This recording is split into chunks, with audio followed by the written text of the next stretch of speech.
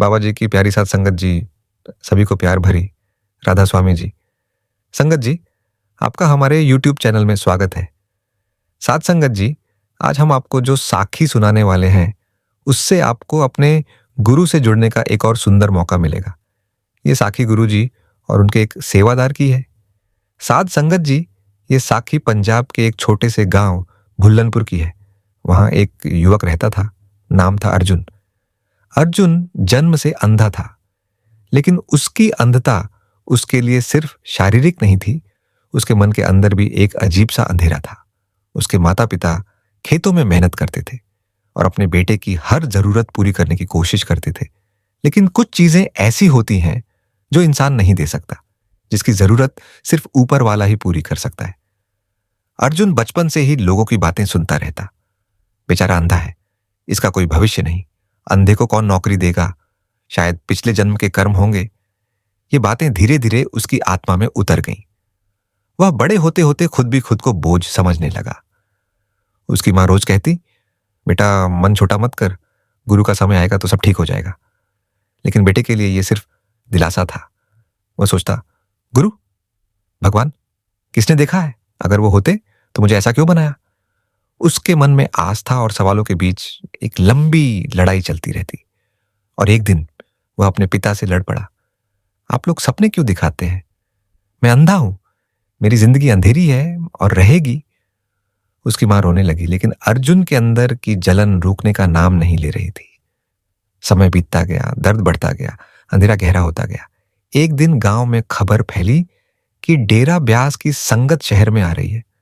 गांव के बुजुर्गों ने अर्जुन के माता पिता से कहा, इसे भी ले जाओ, गुरु के दरबार से खाली कोई नहीं लौटता।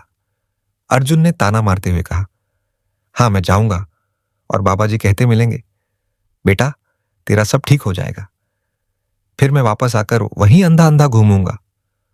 उसके पिता ने प्यार से कहा, चल बेटा, अगर कुछ नहीं भी मिला तो भी गुरु के दरबार से कुछ तो मिलेगा, शांति ही सही। मां ने उसके हाथ पकड़कर कहा, बस मेरे लिए चल चल, यात्रा कर ले, क्या पता तेरे मन का अंधेरा थोड़ा हल्का हो जाए। बहुत मनाने के बाद अर्जुन तैयार हुआ। वे 4 घंटे का सफर करके शहर पहुंचे। वहां हजारों लोग जमा थे, लाइनें लंबी थीं, सूरज तेज था, लेकिन हर किसी के चेहरे पर उम्मीद थी। अर्जुन को यह देखकर हैरानी हुई। ये लोग क्यों आते हैं यहां?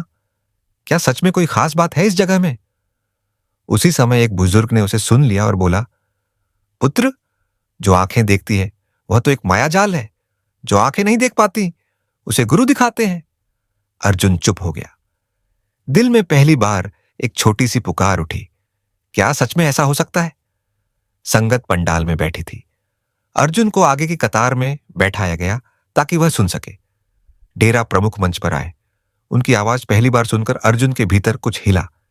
एक अनजानी गर्माहट, एक अजीब सी तड़प, एक आकर्षण जिसने उसे झकझोर दिया। सत्संग शुरू हुआ।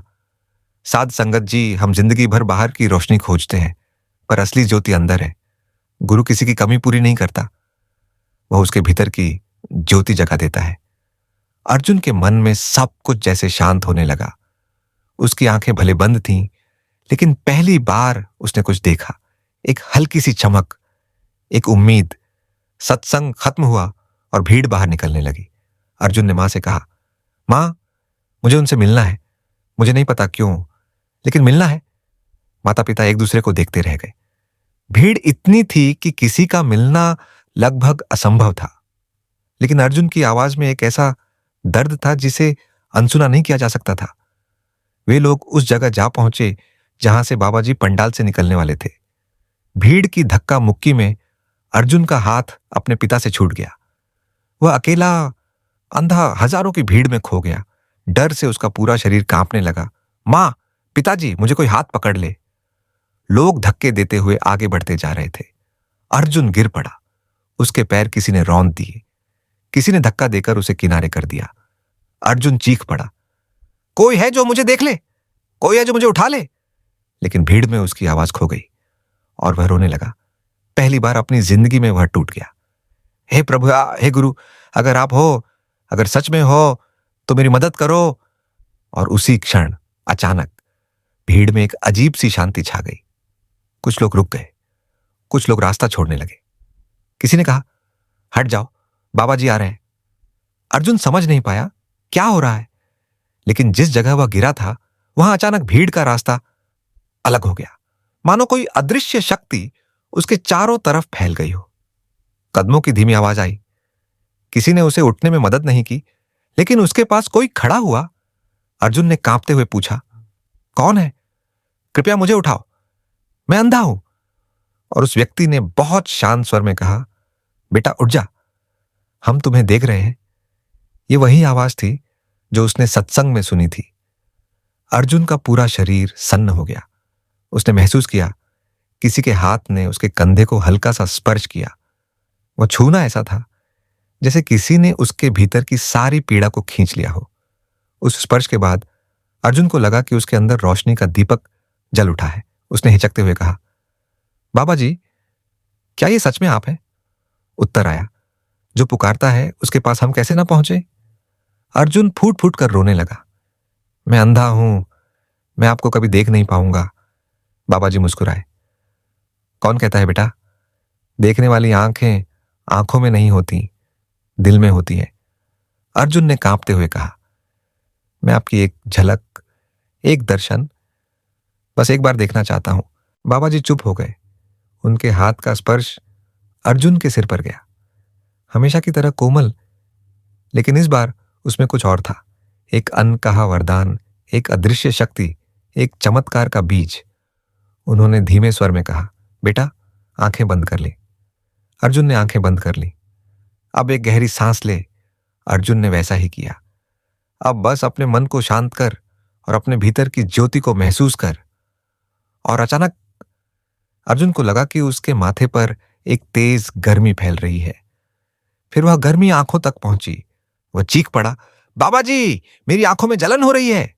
बाबा जी ने कहा, डर मत बेटा, तू अंधेरे से रोशनी में जा रहा है। अंधेरे का हटना दर्द देता है। अर्जुन का शरीर कांपने लगा।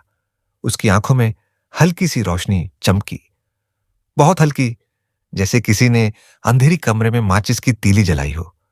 उसने अपने हाथ से आंखें छुई। ये क्या हो रहा है? बाबा जी बोले, बेटा, जो तू बाहर देखना चाहता था वो तुझे अंदर दिखेगा। रोशनी बाहर नहीं, तेरे भीतर जगेगी।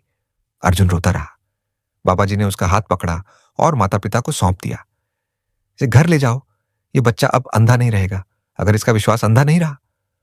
उस रात अर्जुन घर पहुंचा। जब वह सोने लगा, उसकी बंद आंखों में अजीब सी चमक दिखाई देने लगी। वह डर गया। मां, मेरी आंखों में रोशनी क्यों चमक रही है? मां बोली, बेटा, ये रोशनी नहीं, ये गुरु की कृपा है।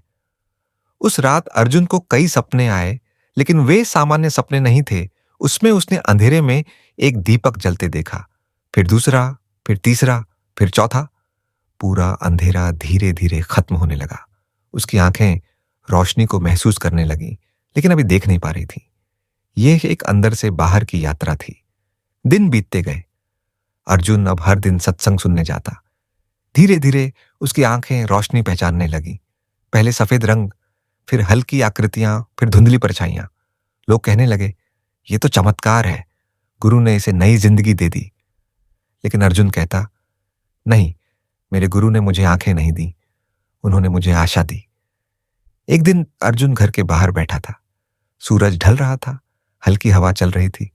अर्जुन ने पहली बार अपने जीवन में पहली बार का सूरज ढल रहा था, हल्की हवा चल रही थी। अर्जुन ने पहली बार अपने जीवन में पहली बार सूरज की लालिमा को महसूस किया। उसने आसमान की तरफ देखा। सब धुंधला था, लेकिन वहां एक रंग था, एक नया एहसास, एक नई शुरुआत। और वह फूट फूट कर रोने लगा। उसने अपनी मां से कहा, मां, मैंने आज पहली बार दिन और रात के फर्क को देखा है। मां रो पड़ी। पिता ने उसे गले से लगा लिया। कुछ महीनों बाद अर्जुन को फैसला हुआ, मुझे फिर से बाबा जी के दर्शन करने हैं, इस बार आंखों से। वे लोग डेरा पहुंचे। भीड़ वही, शांति वही, गुरु का आंगन वही। अर्जुन को उस जगह ले जाया गया जहां पहली बार उसने बाबा जी की आवाज सुनी थी। डेरा प्रमुख मंच पर आए। अर्जुन खड़ा हो गया। भीड़ में से किसी ने उसे बैठने को कहा, लेकिन वह बोला, आज मैं अपने गुरु को देखूंगा जैसे उन्होंने कहा था। सत्संग खत्म हुआ। बाबा जी नीचे उतर रहे थे। अर्जुन आगे बढ़ा और पहली बार उसने धुंधले में एक सफेद आकृति को देखा। उसके कदम वहीं जम गए। उसकी सांसें रुक गईं। उसकी आंखें नम हो गईं। बाबा जी उसके सामने आए और बोले, कैसा है बेटा? अर्जुन ने कांपती आवाज में कहा, बाबा जी, मैं आपको देख पा रहा हूं, थोड़ा धुंधला, लेकिन देख पा रहा हूं। बाबा जी मुस्कुराए। धुंधली ही सही, रोशनी आ तो गई है ना? अर्जुन ने सिर झुका दिया। हाँ बाबा जी, अब रोशनी आ गई है। बाबा जी ने उसके सिर पर हाथ रखा। अब बाकी जिंदगी तू दूसरों की रोशनी बनना। उस दिन से अर्जुन सेवा में लग गया। लंगर में, पानी में, पंडाल में, जहां भी जरूरत होती। और उसकी आंखें धीरे धीरे पूरी तरह खुल गईं। साध संगत जी, गुरु चमत्कार नहीं दिखाते, वे चमत्कार बन जाते हैं। वे आंखें नहीं देते, आंखों के पीछे की रोशनी जगाते हैं। वे जिंदगी नहीं बदलते, जिंदगी की दिशा बदल देते हैं। अर्जुन अंधा जन्मा था, लेकिन उसके गुरु ने उसे वो नजर दी जो दुनिया में बहुत कम लोगों के पास होती है, भीतर की ज्योति। साध संगत जी, अगर आपको यह साखी अच्छी लगी हो तो चैनल को सब्सक्राइब जरूर कर लेना। हम आपके लिए ऐसी ही साखियां और सत्संग की वीडियो लाते रहेंगे। और बेल आइकन भी जरूर दबा देना, ताकि जब भी हम कोई नई वीडियो डालें सबसे पहले आप तक पहुंचे। राधा स्वामी जी। संगत जी, एक बार डेरा ब्यास में बाबा जी ने लगभग 1 घंटा 15 मिनट तक सत्संग फरमाया। संगत जी, सत्संग में बाबा जी ने जो बातें कही, इन बातों को सुनकर आपका मन संसार से निकलकर उस कुल मालिक परमात्मा में लग जाएगा। इस सत्संग को पूरा सुने जी। सत्संग की शुरुआत में बाबा जी ने बताया कि 2 महात्मा हुए हैं, एक तुलसी साहब और तुलसीदास। ये तुलसी साहब की वाणी है। शेख तकी तुलसी साहिब के पास रूहानियत का ज्ञान लेने आया था। तुलसी साहिब ने शेख तकी का धर्म बदलने की कोशिश नहीं की। शेख तकी को कुरान का हवाला देकर समझाया कि अगर तू उस खुदा से मिलना चाहता है तो तुझे उस जगह को साफ करना होगा जहां उस कुल मालिक को बिठाना है। महापुरुष हमें एक की भक्ति में लगाने के लिए आते हैं, लेकिन हम अनेकता में फंसे हुए हैं। और अगर कोई संत महात्मा हमारे दरमियान आ जाए, कुल मालिक की बातें बताए, तो हम सबसे आसान रास्ता निकालते हैं कि उसी के शरीर को पूजना शुरू कर देते हैं। भाई, हमें किसी शरीर की बंदगी नहीं करनी, किसी शरीर की भक्ति नहीं करनी, क्योंकि शरीर की हद शमशान घाट तक है। वह शमशान घाट के आगे नहीं जा सकता। भाई, हमें उस कुल मालिक की भक्ति करनी है, उस एक की भक्ति करनी है। हमें किसी अनेकता में नहीं फंसना। आप जी ने फरमा, या कि जब से इंसान इस सृष्टि में आया है, हमने सभी चीजों को बांटना शुरू कर दिया, और यहां तक कि जो चीज बांटी भी नहीं जा सकती, हमने तो उस मालिक को भी बांट लिया है। उसके बाद बाबा जी ने फरमाया कि हम ब्यास क्यों आए हैं,